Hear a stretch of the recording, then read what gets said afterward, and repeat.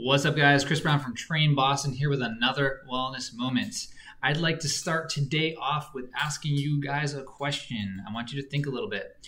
What are the few things that we actually need to do on the regular to survive? Well, the obvious things are we need to breathe, and we need to drink water, and we need to eat food. But another thing we do daily is we need to sleep consistently. Sleep is extremely important for us. In our industry, we care about it for performance, but it's important for a lot of different reasons for our wellness, our well-being, as well as our mental state. In sleep, we can grow and repair, both mentally and physically. We can process emotions from anywhere from happiness to falling in love to the other end of the spectrum to physical or mental trauma.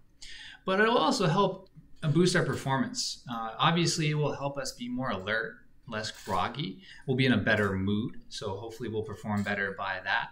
And we'll have a better heart rate, better blood pressure, metabolism will function in a better way, which means fat loss will come easier. A lot of different things. We go on for a long, long time. You might say, well, Chris, I'm already sleeping pretty well. I get about 7 or 8 hours a day. That's the only thing people talk about. How long did I sleep? Well, it's a lot more complicated than that. As you may know, sometimes you get 8 hours of sleep, you still feel like garbage the next day. So how do we actually rank quality of sleep beyond just quantity of sleep? Well, quantity does matter. So most people are going to get around 7 to 8 hours of sleep, maybe 7 and 9. A lot of people say, I don't need that much. Well, there isn't really as big of a range as most people think. If you're getting 6 hours of sleep, you're definitely getting too little. And you can get too much sleep. If you're getting over 9, it's probably too much unless you're a younger child. Another important thing is regularity. Are you getting the same amount of sleep, going to bed at the same times a day on a regular? A lot of us don't do this. We tend to work different shifts at our jobs. We go out and stay out late with our friends, or we work on projects at nights, or maybe we just stay up late talking. The other thing, obviously, quality and depth of your sleep. So if you're not going through all the stages of sleep, which we'll talk about in a minute here, you're probably not getting a very good rest. You're not going to feel alert in the morning. You're not going to feel energetic throughout your entire day. You're not going to perform optimally. And the last one is continuity. Are we actually continually doing the same things? Are we always hitting those same notes? So how does sleep work? Well, sleep has been hypothesized that increasing levels of adenosine, all right, we'll get into adenosine in a second, in the basal forebrain, don't need to worry about that too much, during the time you're awake will contribute to the buildup of your homeostatic drive for sleep. We call the drive for sleep sleep pressure. The longer you're awake, the more sleep pressure you have. If you take a nap, sleep pressure will drop, and then when you wake up from the nap, it will start gradually rising again. The longer we're awake, we build up adenosine. And the more and more that builds up, the more our body's like, hey, it's time to sleep. Okay? The less sleep you get, you will accumulate sleep debt. So if you go through 3 days in a row only getting 5 to 6 hours of sleep, your sleep debt will get bigger. Now, the thing is we can't just go to the bank and fix our debt. You can't just sleep in on the weekend to fix that. So that's where a lot of people go wrong. Another thing that people go wrong with is their caffeine intake. If you're getting more than 250 milligrams of caffeine, the half-life of caffeine is probably longer than you think. So I suggest most people cut back on the caffeine if they're having any trouble sleeping. Another thing is, when are you exercising or being physically active? If you're being physically active, everything in your body is stimulated.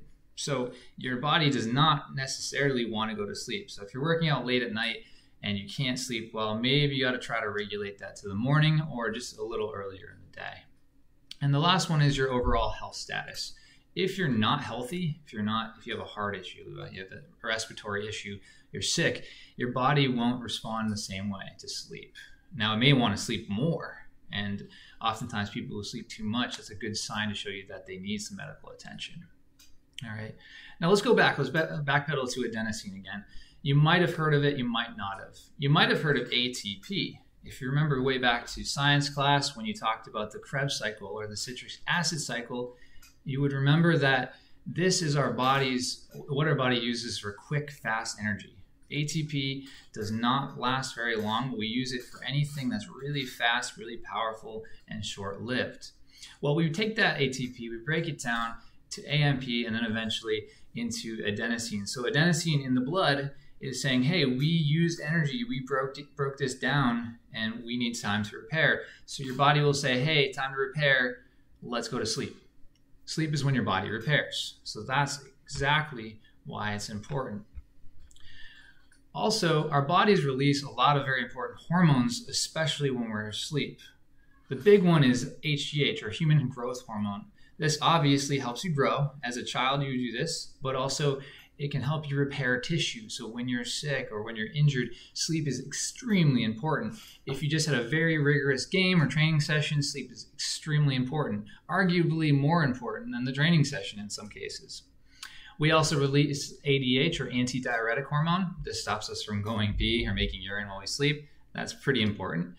We release melatonin, which is going to stimulate our bodies to want to sleep.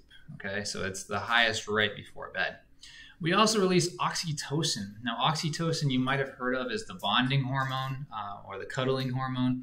Oxytocin is important for both social bonds with your friends and family, but also with your kids or your significant other.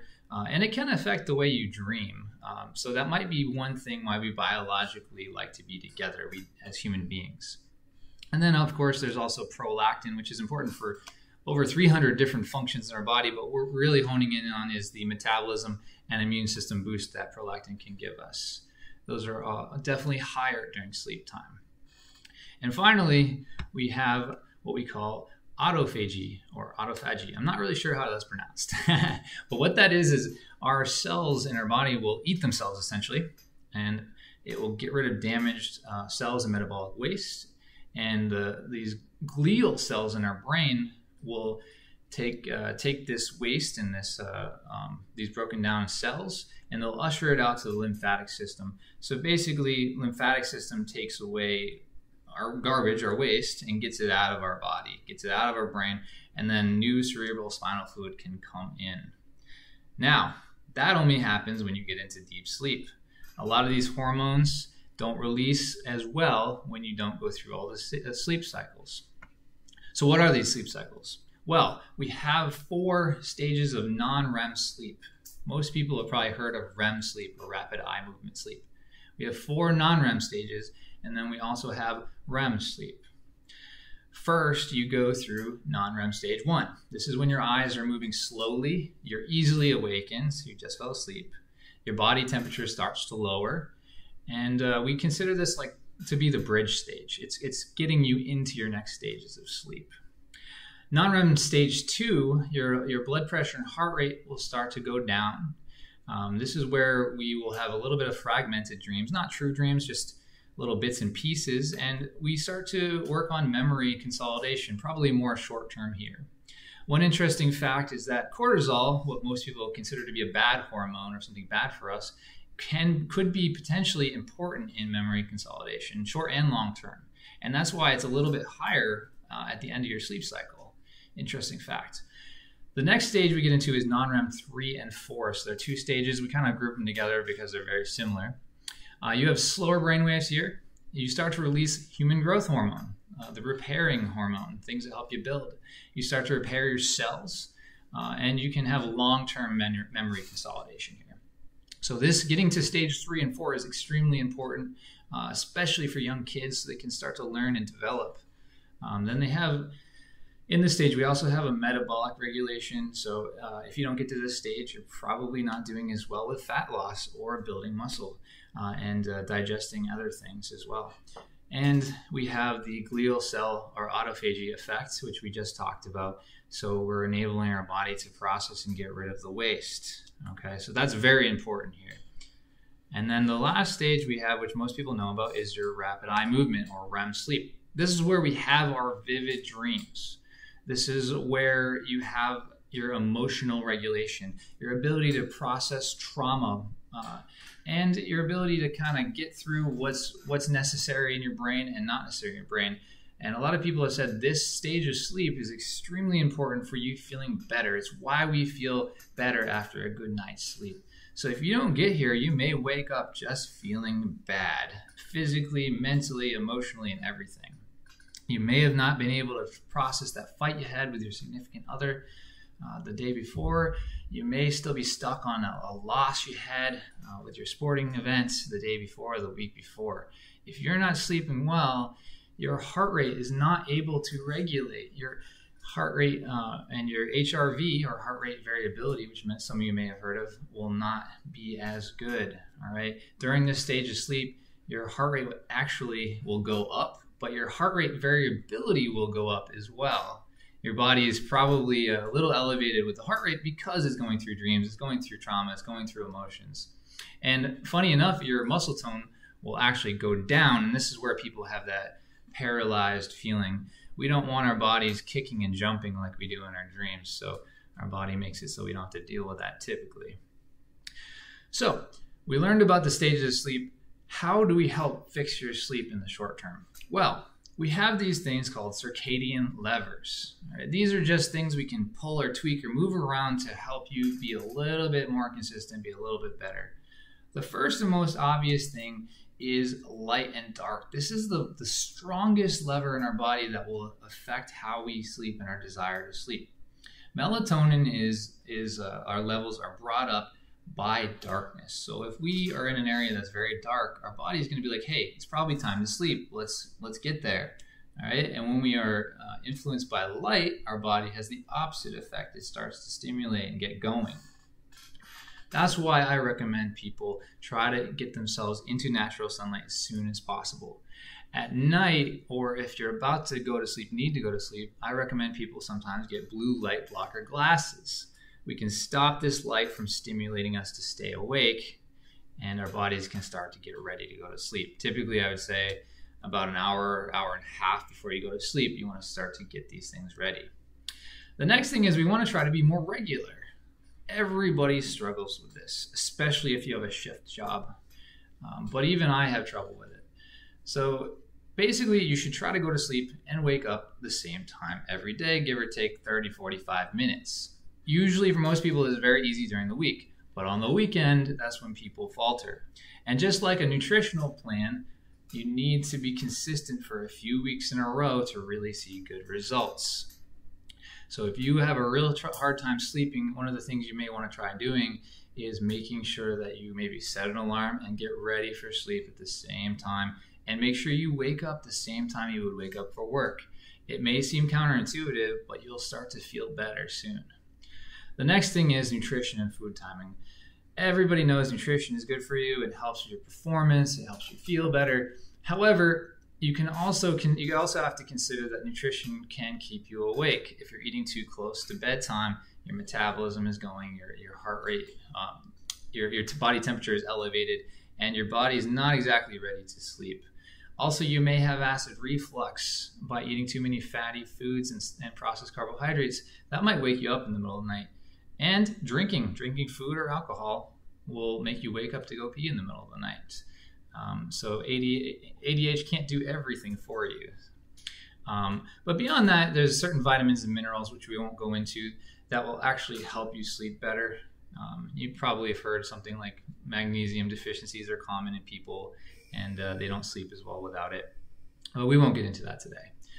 Then next, we have exercise and physical activities. Okay, so if you're exercising before bed, of course, your heart rate's up, your blood pressure's up, you're vasodilated, you might even have an adrenaline rush. That is not good to do right before bed. So like I said before, you probably want to take that down and get the workout a little bit further away from your sleep time. Younger kids usually don't have a problem with this, but as we age, we get a little older, this can be a problem. So oftentimes a lot of adults say working out earlier in the day or mid-afternoon is what they feel best for. And then finally, body temperature. So right now it's a little tough. If you have one of those window air conditioners like I do, it's a little harder for you. But as we sleep, our body temperature, it lowers a little bit. And that's a trigger to help us get to the next stage of sleep, okay? If we can't get the room to get a little cooler, then we're gonna have a little harder time sleeping, as well as we might wake up from overheating. We might have too heavy of blankets. Now there are some things you can do. You can get the chili pads that go over your bed that cool you off a little bit, and you can also get the little fans that go under your blankets. And those are a little pricey, but they are really good at helping lower your temperature. You can also make it darker in your room. That will help with the temperature. And if you have to, the window air conditioners will be better than just sitting in the heat and sweating your butt off all night. So do you guys have trouble sleeping? If you're having a little bit of trouble sleeping, ask yourself why. Am I working on this quality? Do I need to work on my quantity? Do I need to work on my habits? Do I need to maybe have a better planning around it? Do I even pay attention to it? If you're having trouble sleeping on the regular, you're going to find that you're struggling in all aspects of life, from performance to social to mental to whatever, to your health. And if you can help fix these things, you're going to find that you're feeling better in every single thing. Thank you guys. Have a good night.